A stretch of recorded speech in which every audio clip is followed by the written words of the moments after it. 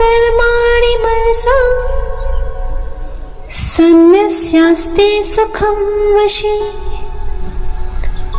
नवद्वारे पुरे देहि नैव कुर्वन्न कारयन्।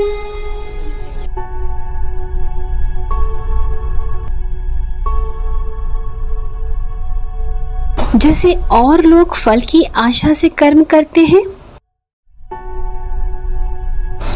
वैसे ही योगी जन भी कर्म करते हैं, परंतु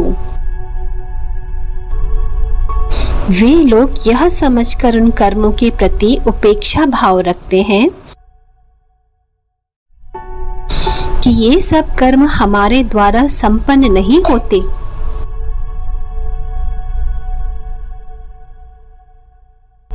फिर इस तरह का मनुष्य जिस ओर अपनी दृष्टि डालता है, उसी ओर सुख की सृष्टि होने लगती है। वह जहां चाहे वही महाबोध उपस्थित रहता है।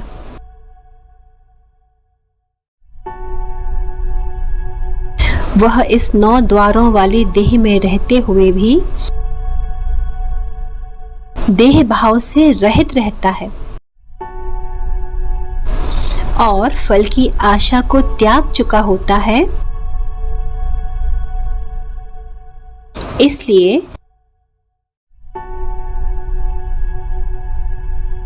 कर्म करते हुए भी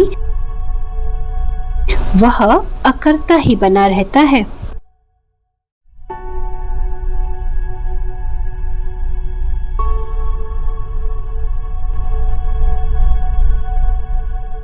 न कर्तृत्वं न कर्माणि लोकस्य सृजति प्रभुः न कर्मफल संयोगम् स्वभावस्तु प्रवर्तते।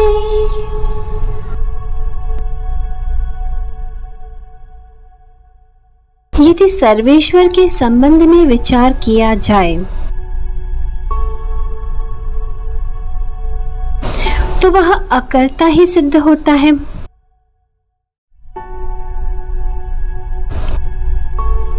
पर वही इस त्रिभुवन की रचना भी करता है।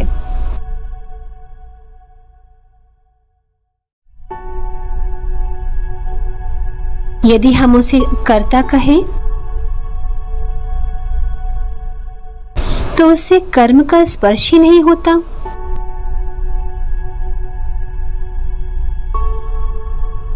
क्योंकि उसके उदासीन वृत्ति वाले हाथ पांव कर्म में लिप्त नहीं होते।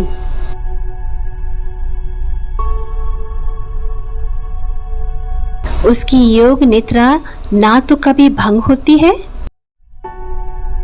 और ना ही कभी उसके अकृतित्व में कोई अंतर ही पड़ता है।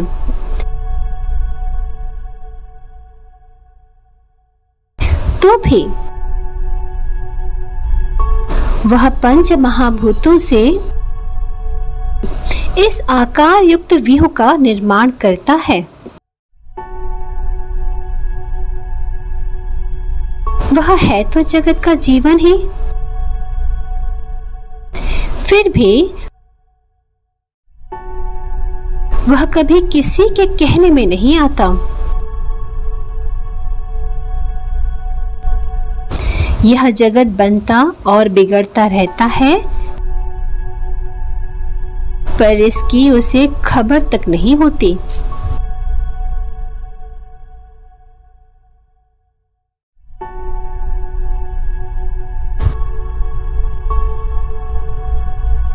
नादत्ते कस्यचित् पापं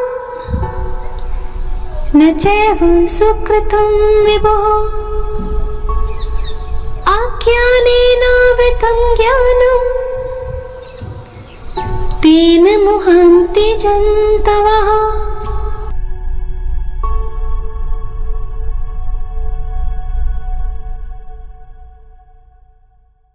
चाहे सारे पाप पुण्य उसे चतुर्दिक आवेष्टित किए ही क्यों ना रहें,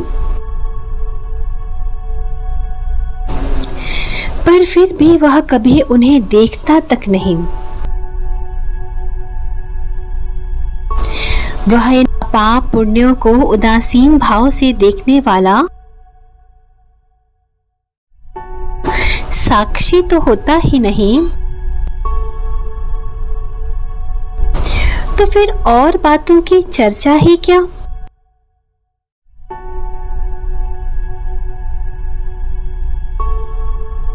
चराचर जगत में यह जो मत विख्यात है कि वह संसार की रचना करता है, उसका पालन पोषण करता है और फिर उसका संहार करता है। हे पांडुकुंवर, यह उनका केवल अज्ञान ही जानना चाहिए।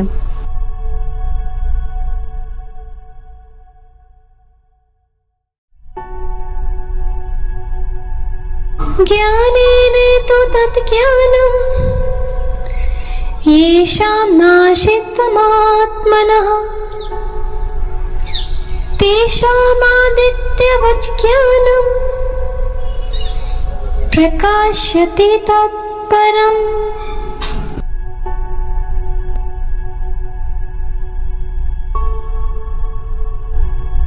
जिस समय इस अज्ञान का समूल नाश हो जाता है, उस समय शांति की कालिमा भी मिट जाती है।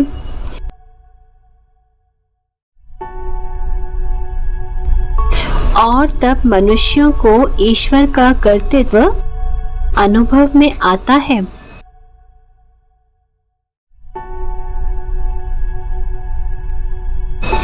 यदि यह बात चित्त में कि एकमात्र ईश्वर ही,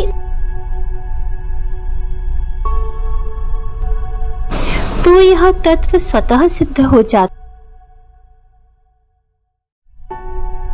कि मैं ईश्वर हूं।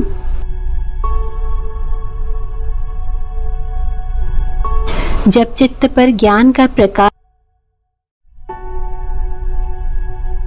तब तीनों लोकों में कोई भेदभाव रह ही नहीं जाता।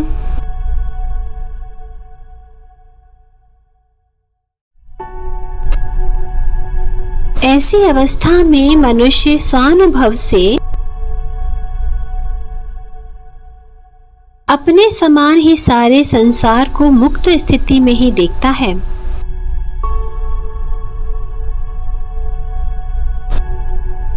भला तुम ही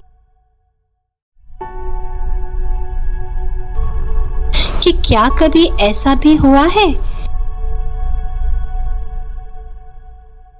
सूर्य का उदय होते ही पूर्व दिशा के घर में दिवाली हो और अन्य दिशाओं का अंधकार ज्यों का त्यों बना रहे?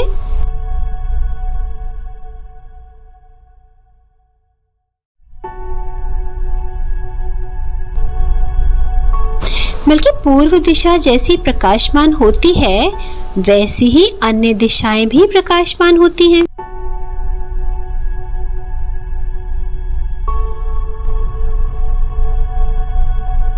तद्बुद्धयस्ततात्मानस्तनिष्ठास्तपरायणः गच्छन्त्यानुपुरावृत्तिं ज्ञानानिर्धूतकल्मषः।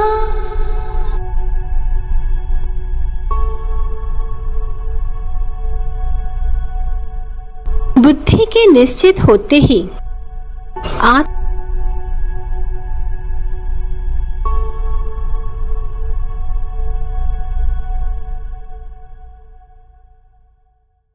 कि हम ब्रह्म रूप और मन स्थिर भाव से ब्रह्म तत्व में रहता है।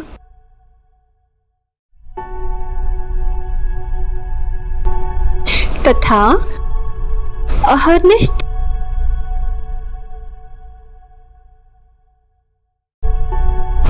इस प्रकार का व्यापक ज्ञान जिसके हृदय में संविष्ट हो,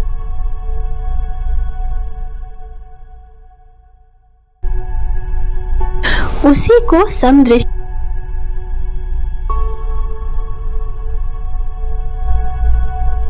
अब इससे अधिक मैं और क्या बताऊं।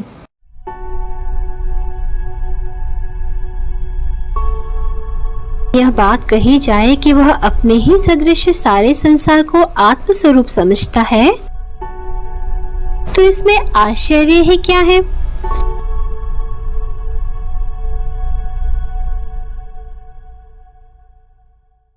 परंतु जैसे देव में कभी कुतूहल से भी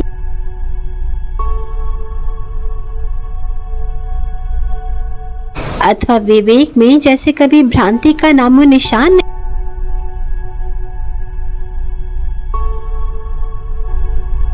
अथवा जैसे सूर्य में कभी स्वप्न में भी अंधकार का कहीं पता,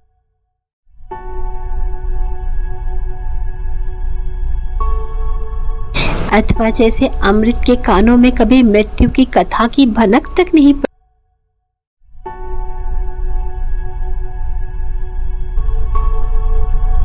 अथवा जैसे चंद्रमा को कभी संताप का स्मरण,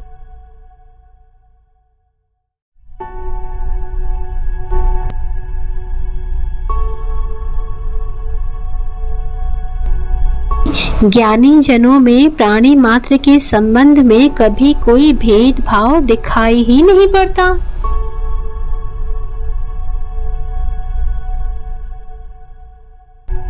प्रसिद्ध श्री ज्ञानेश्वरी के अमृत वचनों का पुण्य श्रवण करते रहे एवं इस निःशुल्क किंतु अमूल्य वाणी का लाभ अपने सभी इष्ट मित्रों को भी पहुंचाते रहे। श्री हरि।